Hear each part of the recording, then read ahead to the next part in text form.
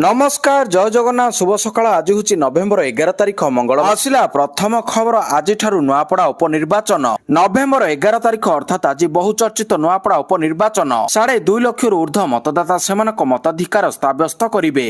प्रचार शेष दिन में बीजेपी बीजेडी कांग्रेस समेत समाजवादी पार्टी और स्वाधीन प्रार्थी विभिन्न शैली रे प्रचार करने सह भोटर को आस्था भाजन होगाकू अप्राण उद्यम करथिले।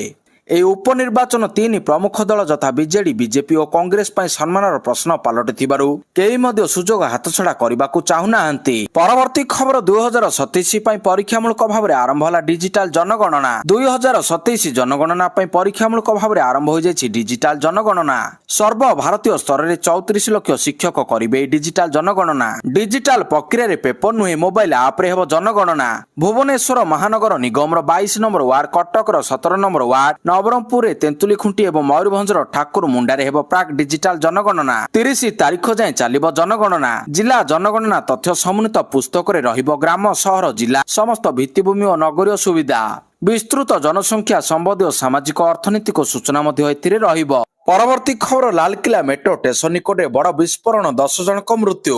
नुआ दिल्ली रे बड़ विस्फोरण घटी लालकिला निकट में कार जोरदार धमाका विस्फोरण में 10 जनक मृत्यु होता सूचना मिली। एथिरे 12 जन गुरुतर होता बेले 24 टी कार क्षतिग्रस्त होईछि। ब्लास्ट पर कार निया लागि जाइथिला यार कब्जारे आसी लोक माने आहत होता जना पड़ी। Lal Qila metro station gate number 1 निकट में ब्लास्ट होईछि। विस्फोरण पर आखपाखरे थिबा कार गुड़िक क्षतिग्रस्त होईछि। 5 ରୁ 6 टी गाड़ी पूरा छिनछत्र मृताहतଙ୍କ संख्या आउरी बढ़िबा नै आशंका करा जाउछि। प्राय संध्या 6:55 रे विस्फोरण नै फायर ब्रिगेड निकटकू सूचना मिलिला। परवर्ती खबर जीवन प्रमाण पत्र पय ऑफिस जीवा अनावश्यक। वरिष्ठ नागरिक मानकू सेमानकर पेंशन पाइबा पय एक जीवन प्रमाण पत्र देबार आवश्यकता रहिताए। सेमानकू प्रतिवर्ष संपृक्त कार्यालय रे प्रमाण पत्र दाखल करबाकू पड़िथाए। वर्तमान पर्यंत जे कोनसी काम पय वरिष्ठ नागरिक मानकू संपृक्त कार्यालय को जीवाकू पड़ुतिला। धीरे धीरे सरकार कार्यभार ह्रास करने गुरुत्वपूर्ण डिजिटाल प्रगति करथिले। जहां पूर्व दिन दिन लागुथिला ताहा एबे किछि मिनट रे शेष हो जाउछि। वरिष्ठ नागरिकक पय पेंशन प्रक्रिया को मध्य सरल करा जायछि। पूर्वरु बारंबार कार्यालय परिदर्शन करबाकू पड़ुथिबा प्रमाण पत्र एबे सेमानक घरु पठाई पारिबे। जीवन प्रमाण ऐप द्वारा घरु आराम रे प्रमाण पत्र दाखल करि हेउछि। परवर्ती खबर दिल्ली विस्फोरण घटना रे नवीनक दुख प्रकाश। दिल्ली रे विस्फोरण घटना रे विरोधी दल नेता नवीन पटनायक दुख प्रकाश करिसंती। नवीन सामाजिक गणमाध्यम एक पोस्ट करी लिखिसंती दिल्ली लालकिला निकट सोमवार घटिथिबा विस्फोरण घटना रे से गंभीर भाव में मर्माहत।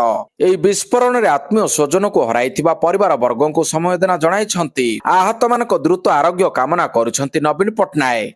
परवर्ती खबर दिल्ली विस्फोरण पर हाई अलर्ट रे पुरी। दिल्ली रे विस्फोरण घटिबा पर हाई अलर्ट रे अछि पुरी। हाई अलर्ट ने पुरी एसपी दैछंती सूचना। बेलाभूमि समुद्रकूल बरदान रे हाई अलर्ट जारी होईछि। श्रीमंदिर चतुर्पार्श्व रेलवे स्टेशन बस स्टैंड रे हाई अलर्ट जारी होईछि। पेट्रोलिंग वृद्धि सह समस्त आईआईसी को सतर्क रहिबा पय निर्देश रहिछि। केवल पुरी नुहे दिल्ली विस्फोरण पर बढ़िला हीराकुद डैम सुरक्षा। हीराकुद सुरक्षा व्यवस्था वृद्धि ने संबलपुर एसपी दैछंती सूचना। विभिन्न जनगहलीपूर्ण अंचल रे पुलिस पक्षरु जांच आरंभ होईछि। सेहिपरि ओडिशा सीमावर्ती अंचल गुड़िकरे मध्य हाई अलर्ट जारी करा जायछि। परवर्ती खबर केंद्र एवं राज्य को नोटिस 4 सप्ताह रे जवाब दियो। लोकसभा एवं राज्य विधानसभा रे महिलांक पय संरक्षण दाबी करी सुप्रीम कोर्ट केंद्र एवं राज्य सरकार को नोटिस जारी करिसंती। आउ ए प्रसंग रे 4 सप्ताह मध्य जवाब मागिसंती सुप्रीम अदालत। तेबे राजनीतिक क्षेत्र रे महिलांक पय 33% संरक्षण पय दाबी करा जाउछि।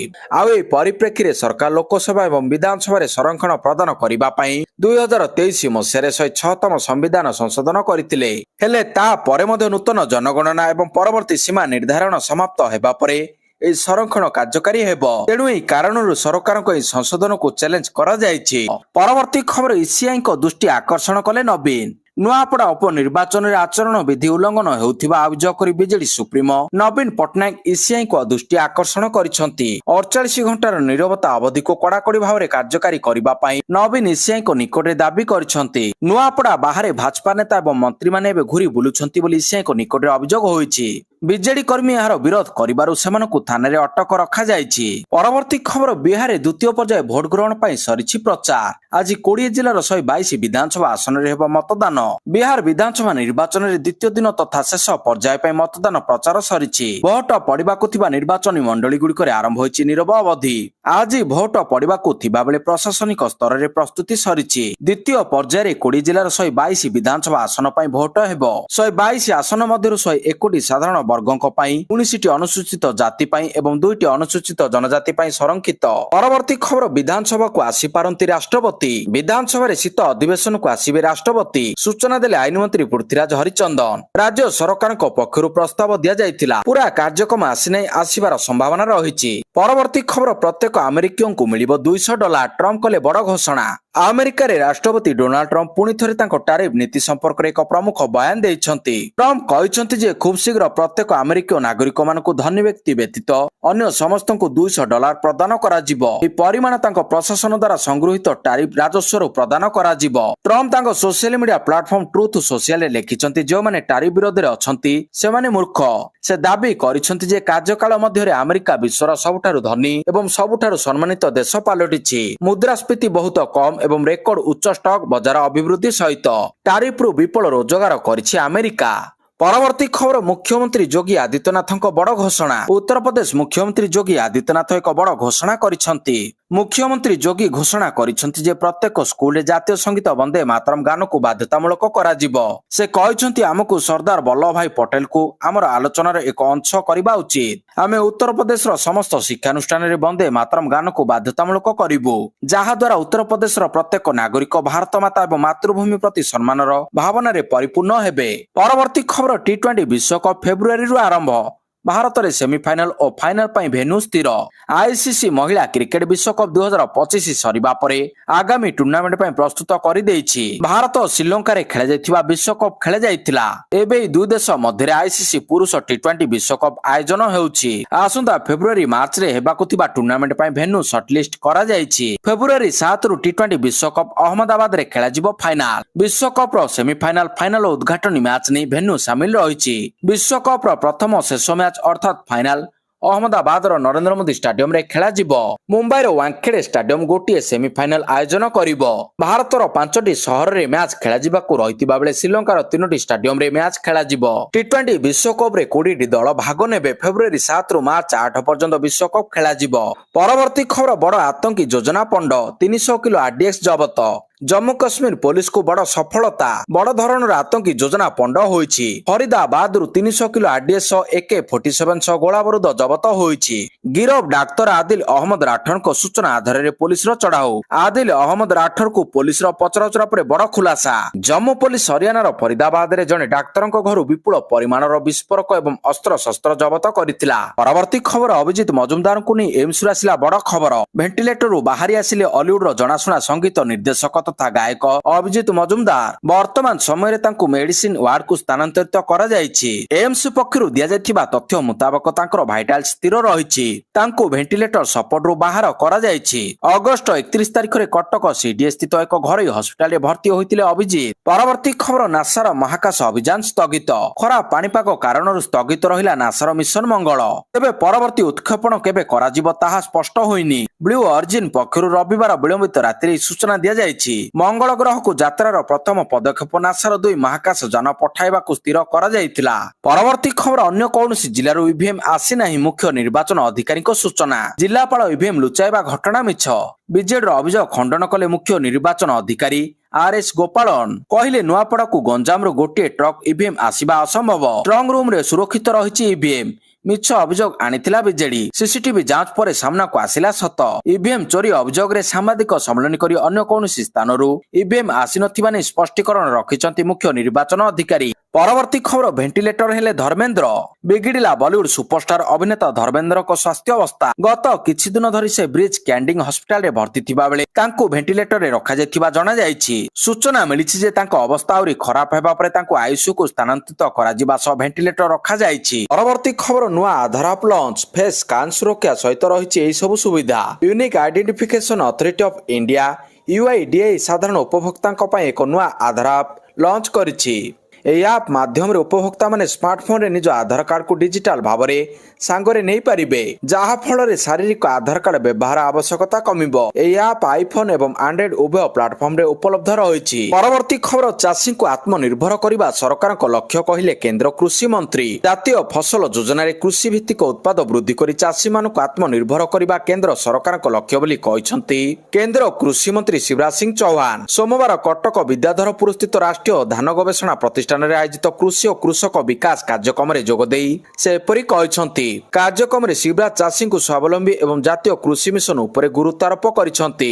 ପ୍ରଧାନମନ୍ତ୍ରୀ ଧନଧାନ୍ୟ କୃଷି ଯୋଜନା ଉପରେ ମଧ୍ୟ ସେ ନିଜର ମତ ରଖିଥିଲେ। ଜାତୀୟ ଫସଲ ଯୋଜନାରେ ଉତ୍ପାଦନ ବୃଦ୍ଧି କରି ଚାଷୀଙ୍କୁ ଆତ୍ମନିର୍ଭର କରିବା ସରକାରଙ୍କ ଲକ୍ଷ୍ୟ ବୋଲି କହିଥିଲେ। ଭାରତର କୃଷି କ୍ଷେତ୍ରରେ ଏକ ପରିବର୍ତ୍ତନଶୀଳ ମୋଡ଼ରେ ରହିଛି।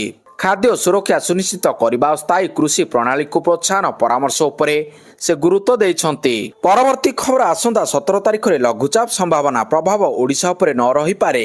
ଆସନ୍ତା 17 ତାରିଖ ବେଳକୁ ଲଘୁଚାପ ସମ୍ଭାବନା ରହିଛି। ଦକ୍ଷିଣ ବଙ୍ଗୋପସାଗରରେ ଲଘୁଚାପ କ୍ଷେତ୍ର ସୃଷ୍ଟି ନେଇ ପୂର୍ବାନୁମାନ କରିଛନ୍ତି ଅନ୍ତର୍ଜାତୀୟ ପାଣିପାଗ ବିଜ୍ଞାନୀ ଜାସନ ନିକୋଲସ୍। ଏହାର ପ୍ରଭାବରେ ଆନ୍ଧ୍ରପ୍ରଦେଶ, ତାମିଲନାଡୁ, ପଡୁଚେରୀ ଏବଂ କେରଳରେ ବର୍ଷା ହୋଇପାରେ। ତେବେ ଲଘୁଚାପର ପ୍ରଭାବ ଓଡ଼ିଶାରେ କ'ଣ ରହିବ ତାହା ଉପରେ ନଜର ରହିଛି।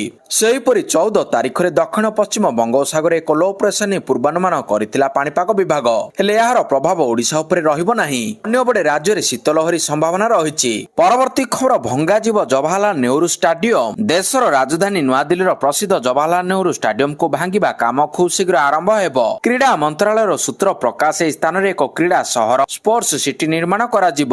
ମନ୍ତ୍ରାଳୟ ସ୍ପୋର୍ଟସ ସିଟି ପାଇଁ ଏକ ସମ୍ପୂର୍ଣ୍ଣ ବ୍ଲୁ ପ୍ରିଣ୍ଟ ମଧ୍ୟ ପ୍ରସ୍ତୁତ କରିଛି। ସ୍ପୋର୍ଟସ ସିଟି ବିଶ୍ୱସ୍ତରୀୟ ଭିତ୍ତିଭୂମି ସହିତ ନିର୍ମିତ ହେବ ଏବଂ ଏଥିରେ ପ୍ରମୁଖ କ୍ରୀଡ଼ା ପାଇଁ ସୁବିଧା ରହିବ। ଦିଲ୍ଲୀର ଜବାହରଲାଲ ନେହେରୁ ଷ୍ଟାଡିୟମ ଅନେକ ଜାତୀୟ ଏବଂ ଅନ୍ତର୍ଜାତୀୟ ପ୍ରତିଯୋଗିତା ଆୟୋଜନ କରିଛି। ପରବର୍ତ୍ତୀ ଖବର, ଉଡ଼ିବା ସମୟରେ ଫେଲ୍ ହେଲା ସ୍ପାଇସ୍ ଜେଟ୍ର ଇଞ୍ଜିନ, ଜରୁରୀକାଳୀନ ଅବତରଣ କଲା ବିମାନ। ମୁମ୍ବାଇରୁ କୋଲକାତା ଯାଉଥିବା ସ୍ପାଇସ୍ ଜେଟ୍ର ଏକ ବିମାନ ଇଞ୍ଜିନ ହଠାତ୍ ବିଫଳ ହୋଇଯାଇଥିଲା ଏବଂ ବିମାନଟି ମଝି ଆକାଶରେ ଦୋହଲିବାକୁ ଲାଗିଲା। ଏହା ଯାତ୍ରୀମାନଙ୍କ ମଧ୍ୟରେ ଭୟ ସୃଷ୍ଟି କଲା। ପରିସ୍ଥିତି ଖରାପ ହେଉଥିବା ଦେଖି ପାଇଲଟ ଏଟିସି ସହିତ ଯୋଗାଯୋଗ କରି କୋଲକାତା ବିମାନ ବନ୍ଦରରେ ଜରୁରୀକାଳୀନ ଅବତରଣ କରିଥିଲେ। ବିମାନରେ ରହିଥିବା ସମସ୍ତ ଯାତ୍ରୀ ଏବଂ କ୍ରୁ ସଦସ୍ୟ ସୁରକ୍ଷିତ ଅଛନ୍ତି ଏବଂ ଜରୁରୀକାଳୀନ ଗେଟ୍ ଦେଇ ସେମାନଙ୍କୁ ଉଦ୍ଧାର କରାଯାଇଛି। ପରବର୍ତ୍ତୀ ଖବର, ଆଜିଠାରୁ 2 ଦିନିଆ ଭୁଟାନ ଗସ୍ତରେ ଯିବେ ପ୍ରଧାନମନ୍ତ୍ରୀ। ପ୍ରଧାନମନ୍ତ୍ରୀ ନରେନ୍ଦ୍ର ମୋଦି ଆଜିଠାରୁ ଭୁଟାନକୁ 2 ଦିନିଆ ଗସ୍ତରେ ଯାଉଛନ୍ତି।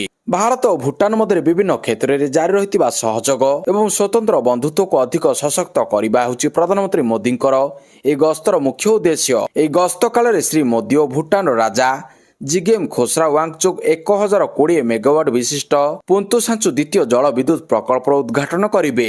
ଏହି ପ୍ରକଳ୍ପ ଉଭୟ ଭାରତ ଏବଂ ଭୁଟାନ ଦ୍ୱାରା ମିଳିତ ଭାବରେ ବିକଶିତ କରାଯାଇଛି। ଭୁଟାନର ଚତୁର୍ଥ ରାଜାଙ୍କର 70ତମ ଜନ୍ମ ବାର୍ଷିକୀ ସମାରୋହରେ ଶ୍ରୀ ମୋଦି ଅଂଶଗ୍ରହଣ କରିବାର ମଧ୍ୟ କାର୍ଯ୍ୟସୂଚୀ ରହିଛି। ପରବର୍ତ୍ତୀ ଖବର, ଦିଲ୍ଲୀରେ କାର ବିସ୍ଫୋରଣ, ଶାହା ଆଇବି ଚିଫ୍ ଓ ଏନ୍ଆଇଏକୁ ଦେଲେ କଡ଼ା ନିର୍ଦ୍ଦେଶ। ଦିଲ୍ଲୀ ବିସ୍ଫୋରଣ ଘଟଣାର ସମୀକ୍ଷା କରିଛନ୍ତି କେନ୍ଦ୍ର ସ୍ୱରାଷ୍ଟ୍ର ମନ୍ତ୍ରୀ ଅମିତ ଶାହା। ସେ ଘଟଣା ବିଷୟରେ ଆଇଆଇବି ଗୁଇନ୍ଦା ବ୍ୟୁରୋ ମୁଖ୍ୟ ତପନ ଡେକାଙ୍କ ସହିତ ଆଲୋଚନା କରିଛନ୍ତି। ଅନ୍ୟପଟେ ଘଟଣାରେ ଆତଙ୍କବାଦୀଙ୍କ ସମ୍ପୃକ୍ତି ରହିଛି କି ନା ନାହିଁ ତାହା ସ୍ପଷ୍ଟ ହୋଇନାହିଁ। କେଉଁ ପରିସ୍ଥିତିରେ ବିସ୍ଫୋରଣ ଘଟିଲା ତାହାର ସୁରାକ ମଧ୍ୟ ମିଳିନାହିଁ। ପରବର୍ତ୍ତୀ ଖବର, କାଳିଆ ଦର୍ଶନରୁ ବଞ୍ଚିତ ହେଉଛନ୍ତି ପୁରୀବାସୀ। ପର୍ବପର୍ବାଣୀରେ ଭିଡ଼ ଯୋଗୁଁ ଲାଗୁଛି କଟକଣା। ମହାପ୍ରଭୁଙ୍କ ଦର୍ଶନ ମହାପ୍ରସାଦ ପାଇବାରେ ହେଉଛି ସମସ୍ୟା।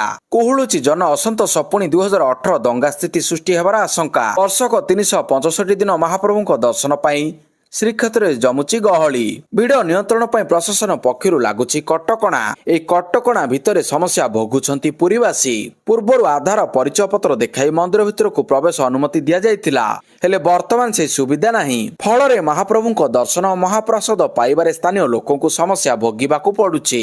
ଏନେଇ ପୁରୀବାସୀ କ୍ଷୋଭ ପ୍ରକାଶ କରିଥିବା ବେଳେ ତୁରନ୍ତ ସ୍ଥାୟୀ ବ୍ୟବସ୍ଥା କରିବା ପାଇଁ ଦାବି କରିଛନ୍ତି। ପରବର୍ତ୍ତୀ ଖବର, S-400 ଡିଜାଇନ ଚୋରି କରି ଧରାପଡ଼ିଲା ପାକିସ୍ତାନ। ଭାରତ ବିରୋଧରେ ଷଡ଼ଯନ୍ତ୍ରରେ ଲିପ୍ତ ଥିବା ପାକିସ୍ତାନର ଏକ ବଡ଼ ଷଡ଼ଯନ୍ତ୍ର ଧରାପଡ଼ିଛି। ମସ୍କୋରେ ସକ୍ରିୟ ଥିବା ଆଇଏସ୍ଆଇର ଏକ ଗୁପ୍ତଚର ନେଟୱାର୍କର ପର୍ଦ୍ଦାଫାଶ କରିଛି ରୁଷର ଗୁପ୍ତଚର ସଂସ୍ଥା। ଏହି ନେଟୱାର୍କ ରୁଷକୁ S-400 ଏୟାର ଡିଫେନ୍ସ ସିଷ୍ଟମ ଏବଂ ହେଲିକପ୍ଟର ପ୍ରଯୁକ୍ତି ବିଦ୍ୟା ଭଳି ଉନ୍ନତ ବାୟୁ ପ୍ରତିରକ୍ଷା ପ୍ରଣାଳୀ ଚୋରି କରିବାକୁ ଚେଷ୍ଟା କରୁଥିଲା। ରୁଷର ଏହି କାର୍ଯ୍ୟକୁ ଭାରତ ସୁରକ୍ଷା ଦୃଷ୍ଟିକୋଣରୁ ଅତ୍ୟନ୍ତ ଗୁରୁତ୍ୱପୂର୍ଣ୍ଣ ବୋଲି ବିବେଚନା କରାଯାଉଛି, କାରଣ ଟାର୍ଗେଟ କରାଯାଇଥିବା ପ୍ରଯୁକ୍ତି ବିଦ୍ୟା ଭାରତୀୟ ବାୟୁସେନାର ଆଧୁନିକ ପ୍ରତିରକ୍ଷା ପ୍ରଣାଳୀର ଅଂଶ।